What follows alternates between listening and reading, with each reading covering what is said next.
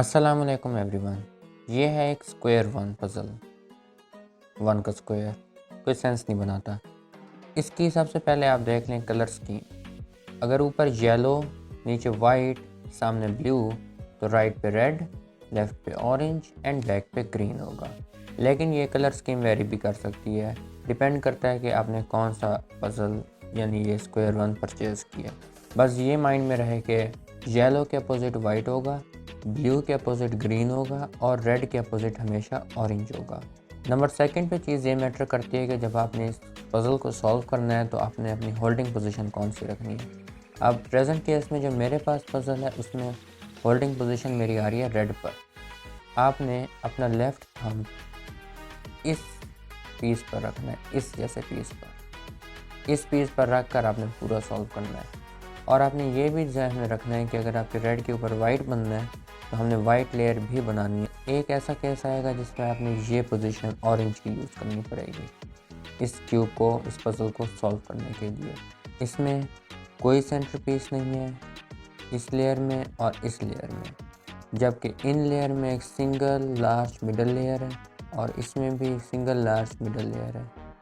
Orange और red के case में सिंगल लार्ज मिडल लेयर दो पीसेस में अनइक्वली डिवाइडेड है इसमें भी।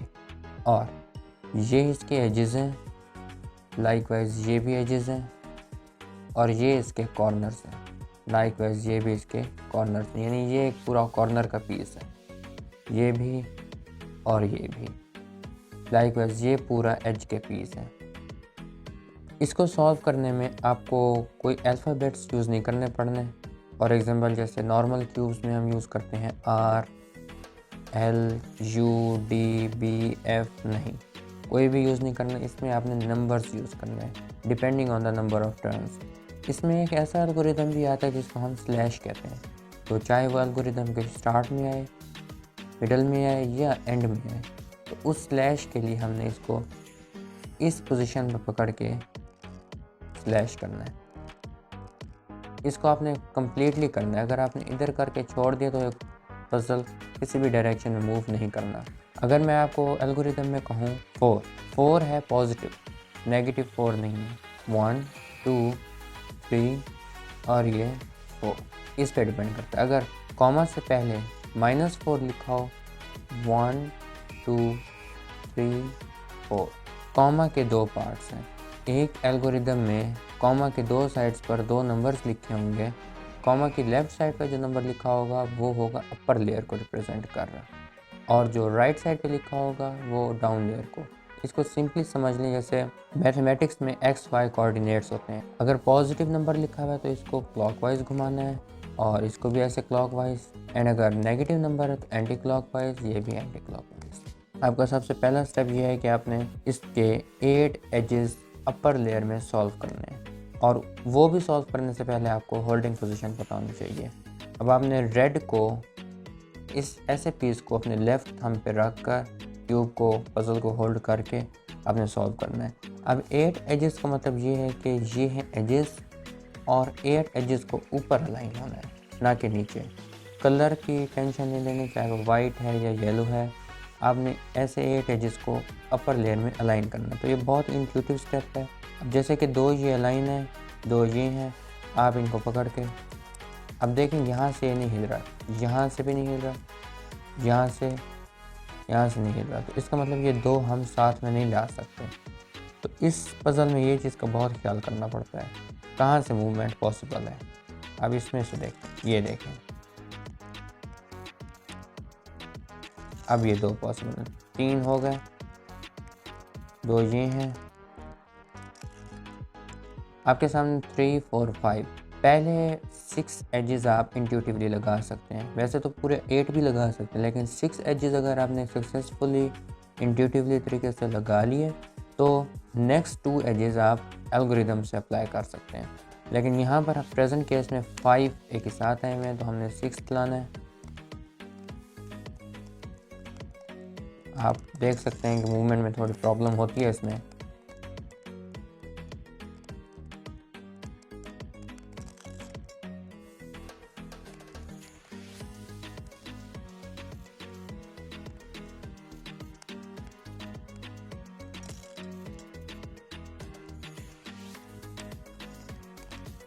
ये देखें मैंने क्या किया, 4 यहाँ लग गए और ये 2 यहाँ रहे, इनको मैंने अपर लेयर में 1 2 3 4 5 6 ला दिया। अब आपके पास नीचे नंबर ऑफ़ केसेस आते हैं। अब आपके सामने ये 2 साथ हैं, इनको जब हम ऊपर करेंगे तो ये डायरेक्टली ऊपर हो आएंगे। ये 8 एजेस आपके इंट्यूटिवली लग गए। अगर आपने ऊपर के 6 एजेस सक्सेसफुली लगा लिए और नीचे 2 साथ ना बचे, अगर 2 साथ होते तो आप ऊपर कर लेते इजीली। अब 2 बच रहे हैं जो कि 12 25 अप्रॉक्सीमेटली इतना ये टाइम बन रहा है, 12 25 इस तरीके से बच रहे हैं। तो अगर ये कुछ यूँ हैं तो इन्हें 12 25 पे आप ला दें। इनको डायरेक्टली इनको साइड पे करके इस लेयर के अकॉर्डिंगली आपने इनको ऊपर कर देना है। ये इंट्यूटिवली ऊपर हो गए। अब एक केस आपके पास ऐसा भी आता है कि 12 25 होने के बजाय 12 15 का टाइम आपके सामने आ रहा होता है। ये कुछ यूँ भी आ रहा होता है, ये कुछ यूँ भी होता है, या कुछ यूँ भी आपके सामने आ रहा होता है। जैसे भी आ रहा हो आपने ऐसे केस को 12 15 कर दें, 12 15। तो ऐसे केस में आपने ये जो अपर 6 एजेस हैं इनको मतलब ऐसे साइड पे कर देना। इस लाइन के अलोंग आप देख सकते हैं 6 एजेस साइड पे हो गए हैं। अब आपने यहाँ पर एल्गोरिदम अप्लाई करना है 1 2 0। अब 0 का मतलब ये है कि यहाँ कुछ अप्लाई नहीं करना। स्लैश -3 1 2 3 प्लस का 4 1 2 3 4 स्लैश 1 2 0 स्लैश। ये आपके 8 एजेस पूरे हो गए। अब आप ये देखेंगे मैंने लास्ट में स्लैश यूज़ किया था, अब ये यूँ केस बन गया था, पूरे हो गए।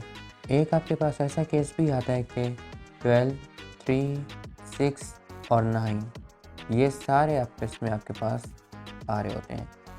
12 30 या 12 और 6 वाले को तो ऐसे आराम से इंट्यूटिवली फिट कर देना है और इन दोनों को भी साइड करके इनको भी फिट कर देना है। या अगर आप एल्गोरिदम से 12 15 और 12 15 के अलग करना चाहते हैं भी आपकी मर्जी है, तो ये इजीली ऊपर फिट हो जाएंगे। आपके नेक्स्ट स्टेप में आपने अजीब से ब्यूटीफुल शेप को एक क्यूब की हालत में लाना है। आपने ये 8 एजेस है ना, इनको 4 4 में डिवाइड कर देना है, 1 2 3 4। इस लाइन के अलॉन्ग लें 4 राइट साइड पे, 4 लेफ्ट साइड के, इस लाइन के अकॉर्डिंगली एल्गोरिदम अप्लाई करना है। स्लैश -2 1 2 -4 1 2 3 4 स्लैश -1 -2 स्लैश -3 एंड -3 सी। और अगर ये क्यूब जैसा ना बन रहा हो तो ये एल्गोरिदम अप्लाई करने के बाद ये चीज़ आपको अच्छी ना लग रही हो, ये ऐसे आ गई, वैसे तो इसे हम लास्ट में भी सॉल्व कर सकते हैं, लेकिन फॉर एग्जांपल आपको ये अच्छी नहीं लग रही हो, क्यूब शेप भी प्यारा लगेगा, तो इसको भी आप सही कर सकते हैं। इसके लिए एक इंट्यूटिव तरीका आप देख लें, फॉलो करें। यूँ इस जगह को बिल्कुल सामने ले आना, देन अगेन दिस, फिर जो उधर की थी जगह वापस उसे लाना, एंड देन दैट्स इट। तो ये आपका स्टेप हो गया कंप्लीट। अब आपका जो नेक्स्ट स्टेप ये है कि आपने यहाँ पर, याद रहे मैंने आपको शुरू में कहा था कि मेरे पज़ल में रेड के ऊपर वाइट बनता था, तो मैंने इसे जस्ट लाइक 4x4 के जो सेंटर पीसेस हम अलाइन कर रहे होते हैं उसकी तरह ऊपर वाइट अलाइन कर देना है। 4x4 का ट्यूटोरियल अगर नहीं देखा तो डिस्क्रिप्शन में लिंक अवेलेबल है, आप वहाँ जाके देख लीजिएगा। अब आपने ये ध्यान रखना है कि अगर मैंने इसे डायरेक्टली फिट किया तो ये क्यूब नहीं रहेगा। आपने क्या करना है, इसको यूँ इस साइड पे करके फिट करना है। अब फिर से देखें इस लेयर का प्रॉब्लम आ गया है। मैं बार बार कह रहा हूँ इस लेयर को एंड में भी हम सॉर्ट आउट कर सकते हैं, लेकिन फिर भी अच्छी नहीं लग रही, तो अगेन आप इसे सॉर्ट आउट कर लें। इससे नेक्स्ट स्टेप आपका ये है कि यहाँ पर आपने वाइट एजेस पूरे करने हैं, बिकॉज यहाँ येलो है। अब वाइट एजेस पूरे करने के लिए इसके करस्पॉन्डिंग ये एज भी वाइट होना चाहिए, जस्ट लाइक दिस। ये वाइट, ये वाइट। अब ज़रूरी नहीं है कि ये यूँ है तो ये भी यूँ ही आए, ज़रूरी नहीं है। जस्ट इसको हमने सॉल्व करना है फ़िलहाल, तो इसके करस्पॉन्डिंग हमें ये लाना है। सॉल्व हमेशा राइट वाला होगा। इसका एल्गोरिदम 1 0 स्लैश 0 -3 1 2 3 स्लैश 0 -3 1 2 3 स्लैश -1 और ये भी -1 स्लैश 1 1 2 3 एंड 4 स्लैश 0 एंड 3 1 2 3 सी ये हो गया। अब लाइकली इसको भी यहाँ लाना है आपने और इसे भी यहाँ लाना है। ये चारों भी अनफ्लिप्ड हो सकते हैं, 2 भी हो सकते हैं, 3 भी हो सकते हैं, 1 भी हो सकता है, या अगर सही है तो आप इस स्टेप को स्किप कर सकते हैं।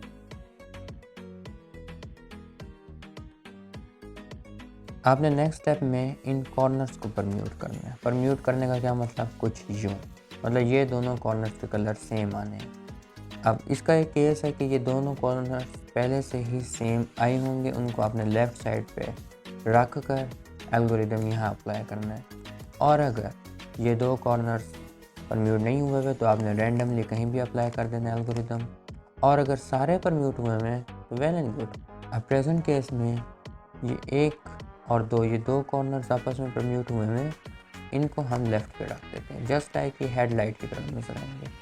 यहाँ पर एल्गोरिदम अप्लाई करेंगे स्लैश 0 -3 1 2 3 0 स्लैश 0 1 2 3 स्लैश 0 1 2 3 नेगेटिव का स्लैश 0 1 2 3। अब आप देख सकते हैं कि ये सारे कॉर्नर्स परम्यूट हो गए हैं। बाय चांस ये एजेस भी परम्यूट होते गए हैं और ये हमारे पास पैरिटी है, इन दोनों की पैरिटी है। बट वेट अ मिनट, इस पैरिटी को सॉर्ट आउट करने से पहले हमने इस लेयर के भी corners and then edges permute करने हैं। अब ऑरेंज की इस पोजीशन पे आपने होल्ड करना है। अब दोबारा से प्रेजेंट केस में एक हेडलाइट बनी हुई है, इसको हमने लेफ़्ट साइड पे रख लेना है। नहीं बनी हुई रैंडमली अप्लाई कर देना है, और अगर सारे बन गए हैं corners then well and good slash 0 -3 slash 0 1 2 1 2 3 slash 0 -3 1 2 3 slash 0 1 2 3। ये सारे कॉर्नर्स परम्यूट हो गए हैं। अब हमने इसके एजेस परम्यूट करना है। अब आप ये देखें कि ये नीचे लेयर के कॉर्नर्स डिस्टर्ब हो गए हैं, सो नो प्रॉब्लम। आपने जस्ट इन एजेस को परम्यूट करके इस लेयर को कंप्लीट करना है। अब आप ये देख सकते हैं कि इस ग्रीन ने यहाँ जाना है ना, इस ग्रीन ने यहाँ, तो इसको इस लेयर में लाएंगे, क्योंकि इसने यहाँ जाना है, इसको इस लेयर में लाया। और फॉर एग्जांपल अगर इसने यहाँ आना होता तो हम इसको इस लेयर में लाते। वैसे भी इसने यहाँ आना है तो हम एक चीज़ अप्लाई करके देख सकते हैं, इसने यहाँ आना है, हमने इसको इस लेयर में लाया। दोबारा से सेम एल्गोरिथम अप्लाई करेंगे। अब यहाँ तक हमने अप्लाई कर दिया ना, अब इस लेयर को हमने यूँ रखा था, तो अब इसको साइड पे करके अगेन अप्लाई करेंगे।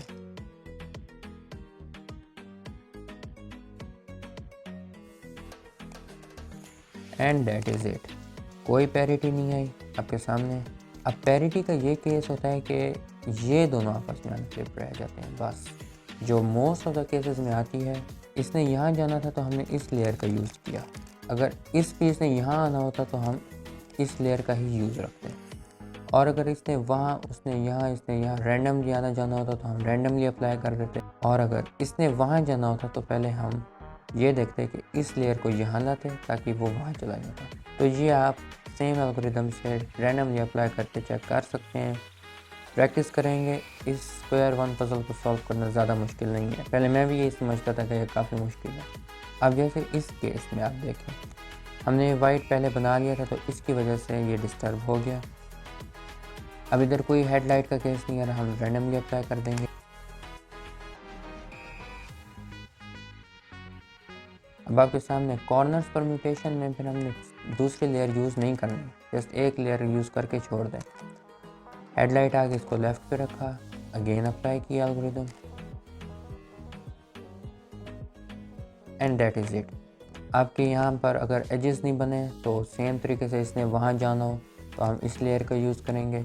इस लेयर पे एल्गोरिदम अप्लाई करके फिर दोबारा एल्गोरिदम के लिए हम इस लेयर का यूज़ करेंगे। एंड देन फॉर एग्जांपल इसने यहाँ आना हो तो हमने इस लेयर का पहले यूज़ करना है। जब अप्लाई कर लेंगे कंप्लीट, फिर हम इस लेयर का यूज़ करेंगे। अब प्रेजेंट केस में आ रही है पैरिटी। अब पैरिटी का एक लॉन्ग लास्टिंग एल्गोरिदम है।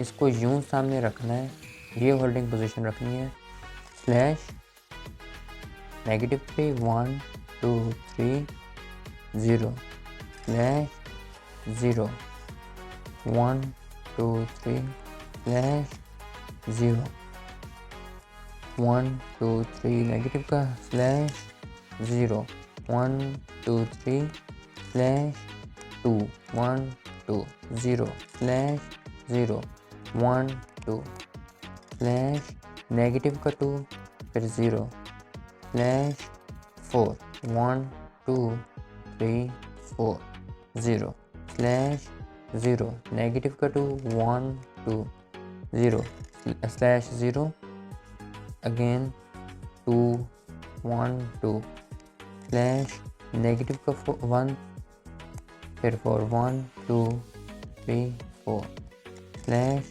0 नेगेटिव का 3 एंड दैट इज इट। ये आपकी पैरिटी सॉल्व हो गई है। ये चीज़ प्रॉब्लम अगेन कर रही है तो आप इसको अगेन इस तरीके से सॉल्व कर लें। अब अगर फॉर एग्जांपल पैरिटी आती है येलो लेयर में, तो आपने क्या करना है, पोजीशन यही रखनी है रेड वाली। आपने इस पोजीशन पर आकर पैरिटी अप्लाई नहीं करनी। ये एक टिप है, इस पोजीशन पर पैरिटी अप्लाई करेंगे तो अप्लाई नहीं होगी। अब कैसे आप इस पोजीशन इस येलो को इधर लाएंगे, देखते जाएं।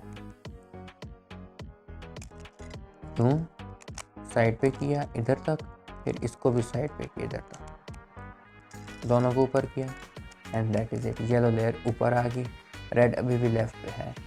इससे क्या इम्पैक्ट पड़ेगा, सिर्फ ये लेयर चेंज आपस में फ्लिप हो जाएंगे। येलो की फॉर एग्जांपल इन दोनों की पैरिटी की हमने सॉल्व कर ली, ये सॉल्व हो गया।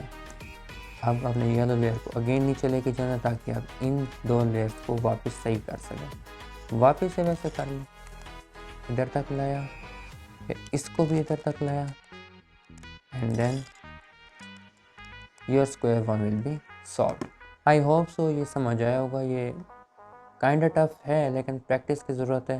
जितना ज़्यादा प्रैक्टिस करेंगे उतना बेस्ट होगा। बाकी ये सॉल्व करना is not a big deal.